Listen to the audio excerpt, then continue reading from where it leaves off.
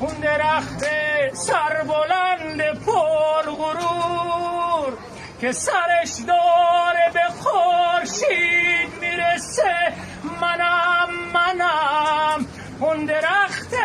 تن سپرده به تبر که واسه پرنده ها دل و پس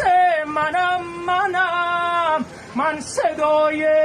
سبز خاک سربیم، صدایی که خنجرش رو به خداست، صدایی که توی بحده شب درد نره‌ای نیست ولی اوج یک صداست. من به فکر